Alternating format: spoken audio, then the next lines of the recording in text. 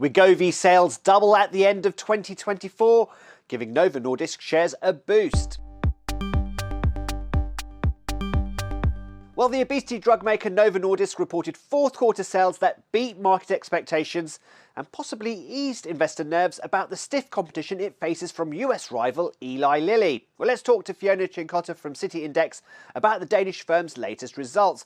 Fiona, markets seem to like what they've heard, but there was a warning about future growth. So what's your overall assessment of these results? Yeah, so, Q4 saw strong net profits of an increase of 29% and strong sales growth in the final quarter of the year, up 30%. Full year was also upbeat, 21% net profit growth and 26% sales growth. So really encouraging numbers. And that was, as you pointed out, a lot of that to do with the impressive sales of Wegovy, the obesity drug. But as you mentioned, we do see that as far as sales growth forecasts for next year was a little bit lower, for 2025 than it was in 2024. So they've got quite a wide range from 16% to 24% growth. And that's just down slightly from 18% to 26% growth for 2024. So there is a sense there, I think, that there could be a little bit of slower growth given increased competition, perhaps from rivals.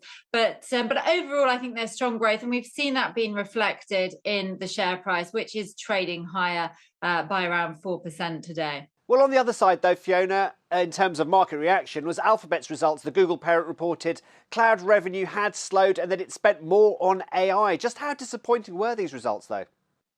Well, the market seems to be very disappointed. I mean, it does feel like a little bit of an overreaction with a 7% fall pre-market. But I think we've also got some jitters in here still from the DeepSeek disruption and revelation just over a week ago. So, I mean, as you pointed out, revenue growth was a little bit softer than expected. We also saw that earnings were stronger than expected, but cloud computing, that center, the area of growth that the market's very focused on, did just slow to 30%, down from 35%. And then there's this huge spending on AI, 75 billion.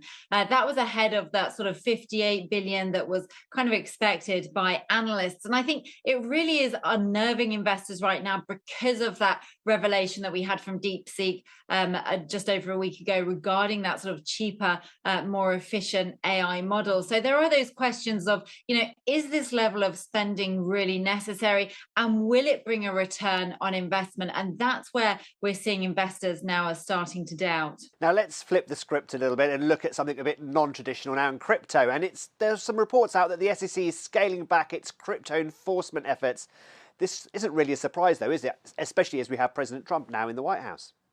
Yes, that's right. So President Trump has really put himself out there as the first US president that's pro-crypto. And, we had a very strong rally in Bitcoin and other cryptocurrencies from the election to his arrival in the White House.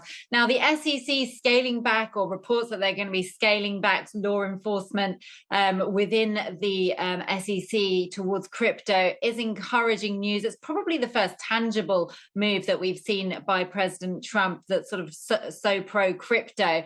And it's interesting, though, because as you point out, the price of Bitcoin is actually not so high at the moment. We did have a all-time high when he came into power initially of 109,000, but we've seen the price ease back. It's around that 100,000 level at the moment. But I think that's actually much more to do with the fact that we're just seeing a sort of risk-off mood in the markets at the moment as Trump sort of presses ahead and with trade tariffs against China and potentially against Canada and Mexico. It's creating a level of uncertainty in the financial markets that we've seen.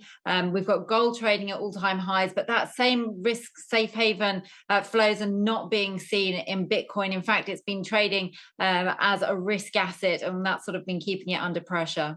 That was Fiona Cincotta from City Index. And don't forget, you can get more videos on Reuters.com.